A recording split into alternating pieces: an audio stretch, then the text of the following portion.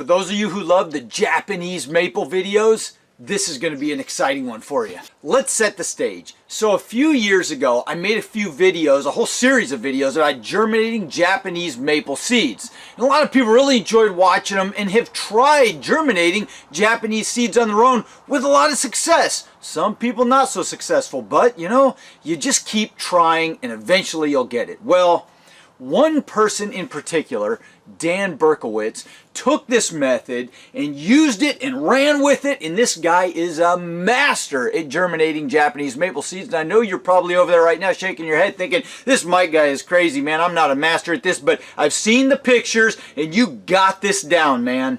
So Dan has gone on to supersede me. I mean, this guy has germinated, I don't know, probably thousands of Japanese maple seeds. He drives all around his area. In fact, he lives over in New York, where you guys that live over there know there's a lot more deciduous trees and a lot more maples and a lot more Japanese maples over there, and it's absolutely beautiful in the fall. He's driven around and taken video for me of his area, and it's just gorgeous. Well, he goes and he collects all these seeds and then germinates them just like I show in those series of videos. In fact, I'll put a link up in the corner down in the description below to the first one of that series, and you guys can go check that out. So Dan contacted me here not too long ago, and he said, Mike, I've got this one particular variety of Japanese maple that I can get the seeds and I can get them to germinate, but I can never get them to grow on. And I don't know if it's the weather in my area, the humidity, or the heat, or what it is.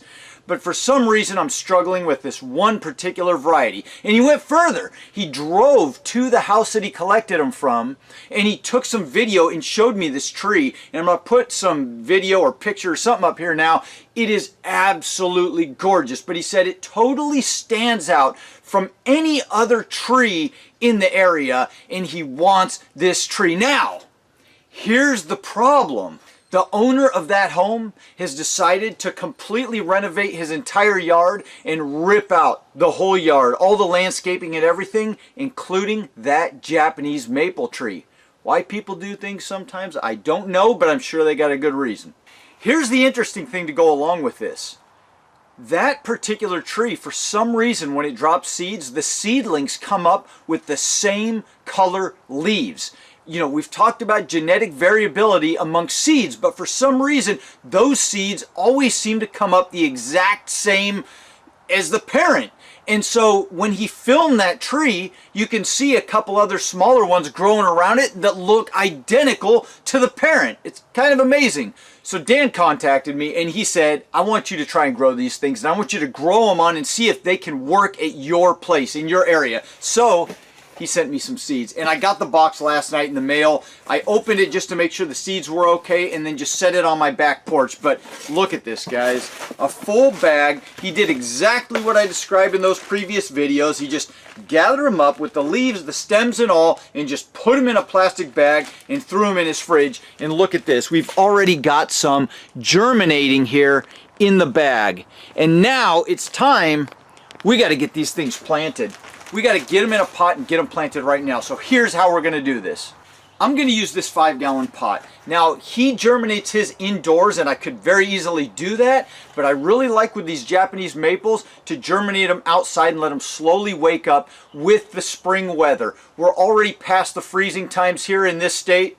Knock on wood, but everything's starting to warm up. We're having sunnier days, warmer weather. Everything in the forecast looks like, you know, we're going to be in the 40s to 60s over the next month. So I'm not worried about any freezing or anything. It's perfect time to start planting these out. Plus, I've got the protection of this hoop house from hard, fast frost. I'm going to put these guys in this pot here, but the one thing I'm going to do different that I've struggled with in the past is birds. This time of year we get lots of birds in here, and as soon as those seeds germinate, they start popping up and the birds go after them. So I'm going to put a wire screen over top of this. Let's make it happen.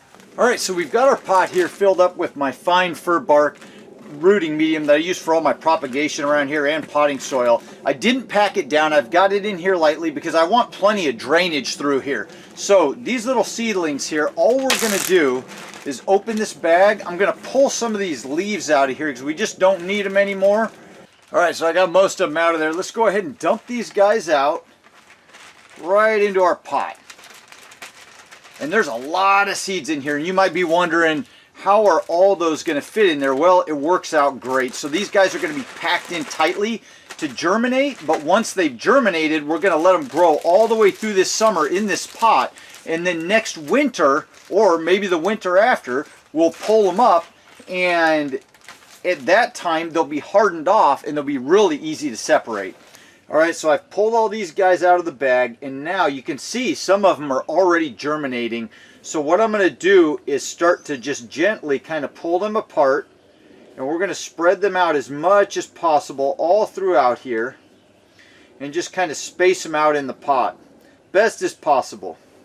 All right, so we've got them all spaced out here, and you guys should know Dan already did all the work. This is the easy part, just getting them germinated. He already did all of the storage and the stratification and all of that. So what I'm going to do now is just cover these with just a fine layer, probably 1/4 inch of this bark, and then just put a cage on them and let them go.